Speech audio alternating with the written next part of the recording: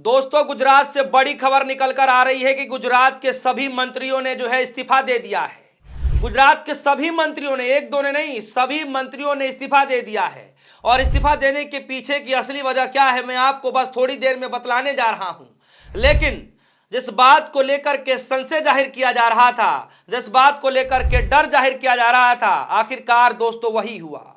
सभी मंत्रियों ने, बीजेपी के सभी मंत्रियों ने गुजरात के अंदर अपने पद से इस्तीफा दे दिया है। और इस बात को लेकर पिछले 3-4 दिनों से चिंतन मंथन चल रहा था कि आखिर गुजरात के अंदर भारतीय जनता पार्टी करना क्या चाहती है। लेकिन एकाएक अचानक एक बड़ी खबर गुजरात से निकल करके आई। सब हैरान हैं, जी हां, सब हैरान हैं। और इसलिए हैरान हैं क्योंकि सभी मंत्रियों ने अपने पद से इस्तीफा दे दिया है। सबसे पहले यह खबर देखिए। खबर में लिखा गया है गुजरात के सभी मंत्रियों ने दिया इस्तीफा। वजह क्या है? जी हां, वजह क्या है मैं आगे आपको बस थोड़ी देर में बतलाने जा रहा हूं दोस्तों। लेकिन उससे पहले मैं आपको बता दूं, याद है वो वाकया राहुल गांधी जी का, जब सदन के अंदर वो कह रहे थे सन 2024 के आम चुनाव के बाद कि लिख के ले लीजिए, आने वाले गुजरात के विधानसभा चुनाव में भारतीय जनता पार्टी इस बार गुजरात को जीत नहीं पाएगी, क्योंकि उनके शेर, उनके बब्बर शेर इस बार चुनावी मैदान में पुरजोर तरीके से उतरने वाले हैं। और इसीलिए राहुल गांधी एक नहीं, दो नहीं, कई कई बार गुजरात का दौरा कर चुके हैं और अपने समर्थकों को, अपने चाहने वाले को, कांग्रेस के सिपाहियों को मजबूत करके बार बार आते हैं दोस्तों, होमवर्क देते हैं और फिर कुछ दिन के दौरे के बाद जाते हैं, उस होमवर्क पर जायजा भी लेते हैं। यानी पूरी तरीके से राहुल गांधी ने न सिर्फ सदन के अंदर वो बात कही थी, और आज धरातल पर जाकर राहुल गांधी काम करो। जिस बात का डर भारतीय जनता पार्टी को, गुजरात लोबी को लग चुकी है। इसी वजह से दोस्तों पूरा फेरबदल की राजनीति, जी हां, पूरे मंत्रिमंडल में नए तरीके से जो है फेरबदल किया जा रहा है। क्या कुछ है खबर में आपको बस बताने जा रहा हूं दोस्तों, जरा देखिए। गुजरात के सभी मंत्रियों ने अपने पद से इस्तीफा दे दिया है। आज ही देर शाम राज्य के मुख्यमंत्री भूपेंद्र पटेल राज्यपाल आचार्य देवव्रत से मिलकर इस्तीफा सौंपेंगे। शुक्रवार 17 अक्टूबर को राज्य में मंत्रिमंडल का विस्तार होगा। जी हां, तो दोस्तों ये है खबर। अब इसमें अंदरूनी बात पर आते हैं। फिर मैं आपको बताने जा रहा हूं कि दरअसल बिहार के बाद गुजरात के अंदर राजनीति इतनी गरमाई क्यों है। जैसे बिहार में लगातार फेरबदल की खबरें आ रही हैं, वैसे ही फेरबदल की खबरें अब गुजरात से आने लगी हैं। दरअसल दोस्तों ये कहा जा रहा है कि बिहार के बाद सबसे ज्यादा, अगर भारतीय जनता पार्टी के लिए अगर कोई चुनाव सबसे ज्यादा जो मायने रख रहा है वो गुजरात है, क्योंकि देश के प्रधानमंत्री मोदी जी का गृह राज्य है, देश के गृह मंत्री अमित शाह जी का गृह राज्य है। और वहां पर जो माहौल है दोस्तों वो लगातार भारतीय जनता पार्टी के खिलाफ होते जा रहा है। अब जरा सोचिए कि अगर माहौल भारतीय जनता पार्टी के खिलाफ ना होता तो क्या आपको लगता है दोस्तों, जो आज तक इतिहास में नहीं हुआ, कभी नहीं हुआ, जो आज भारतीय जनता पार्टी अपने गृह राज्य में करा रही है, मोदी जी अपने गृह राज्य में करवा रहे हैं, गृह मंत्री अमित शाह जी अपने गृह राज्य में करवा रहे हैं, यानी मंत्रिमंडल का पूरा विस्तार करा रहे हैं, चेंज करा रहे हैं। कहा यह जा रहा है कि 20 से ज्यादा मंत्रियों को बाहर का रास्ता दिखा दिया जाएगा, कई और नए मंत्रिमंडल के तौर पर नए चेहरों को सम्मिलित किया जाएगा, कई चेहरों को प्रमोट भी किया जाएगा, ऐसा जिक्र किया जा रहा है। लेकिन सवाल है दोस्तों, भारतीय जनता पार्टी को आखिर ऐसी क्या मजबूरी आ पड़ी? अपने आप में सबसे बड़ा सवाल है कि पूरे मंत्रिमंडल का विस्तार नए सिरे से करना पड़ रहा, वो भी चुनाव से पहले। तमाम मंत्रियों को जो है इस्तीफे लेने पड़ रहे हैं, वो भी चुनाव से पहले। आखिर इसके पीछे की असली वजह क्या है? असली वजह है दोस्तों, असली वजह सबसे पहले राहुल गांधी का सदन के अंदर दिया गया वो बयान। दूसरी वजह, राहुल गांधी ने न सिर्फ बयान दिया बल्कि जो एक्टिव हैं गुजरात की राजनीति को लेकर के, ये किसी को बताने की जरूरत नहीं है, क्योंकि वोट चोर गद्दी छोड़ के नारे के बाद राहुल गांधी गुजरात में सबसे ज्यादा एक्टिव हैं दोस्तों, बिहार के बाद। अब तीसरी जो सबसे बड़ी कमी भारतीय जनता पार्टी को लेकर जो वजह आ रही है कि वहां पर आम नागरिकों की, आम किसानों की बातें सुनी नहीं जा रही हैं दोस्तों। और यही वजह है कि वहां पर किसान वर्ग लगातार विरोध प्रदर्शन कर रहा है।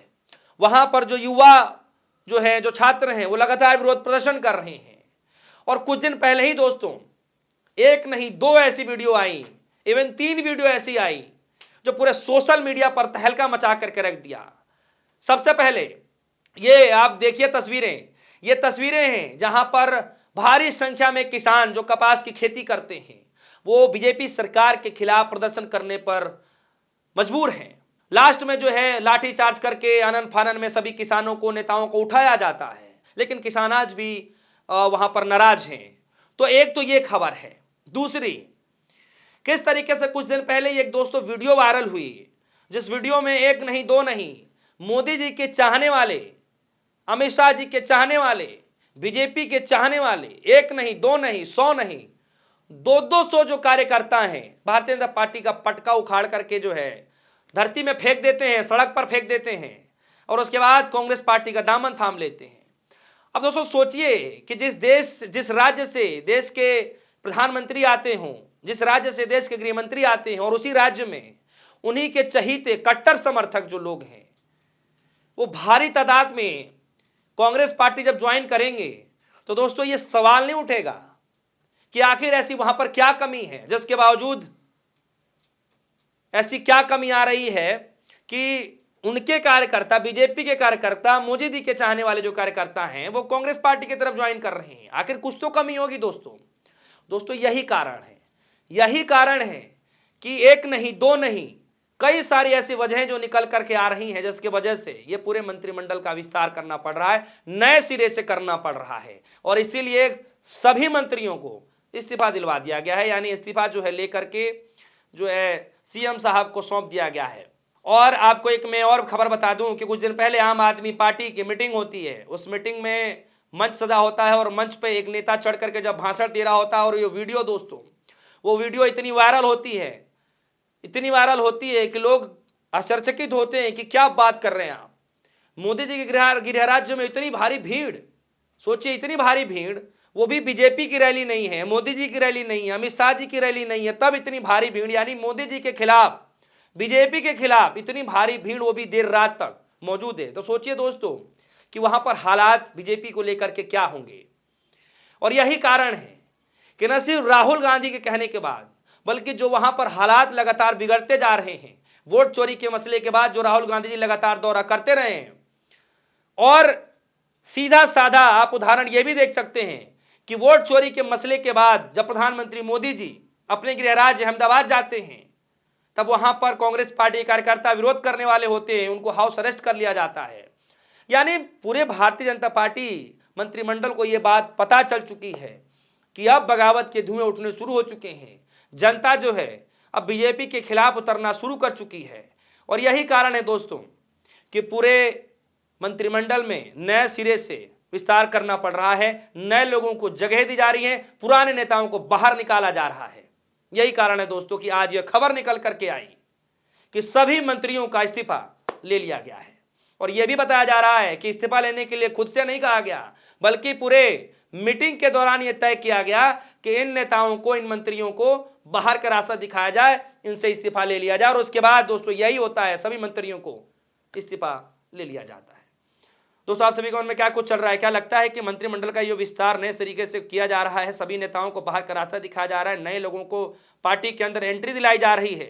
क्या लग रहा है कि सच में राहुल गांधी का वोट चोर गद्दी छोड़ वाला नारा इतना किफायती हो गया है, इतना जो है मजबूत हो गया है कि भारतीय जनता पार्टी को दूर दूर तक कुछ दिखाई नहीं दे रहा है? राहुल गांधी ने जो सदन के अंदर एक बात कही थी कि भारतीय जनता पार्टी जीत नहीं पाएगी, लिख करके ले लिए आने वाले विधानसभा चुनाव गुजरात के अंदर, क्या लगता है इस बात की भनक सच साबित होती दिखाई दे रही है? इसीलिए ग्राउंड लेवल पर भारतीय जनता पार्टी कोई चूक नहीं करना चाहती, इसीलिए पूरे तरीके से बदलाव करने की सोच रही है। कई सारे सवाल हो सकते हैं, आपके मन में कोई सवाल होगा वीडियो कमेंट सेक्शन में जाइए, अपनी राय जरूर रखिएगा। फिलहाल के लिए दीजिए इजाजत, देखते रहिए न्यूज़। धन्यवाद।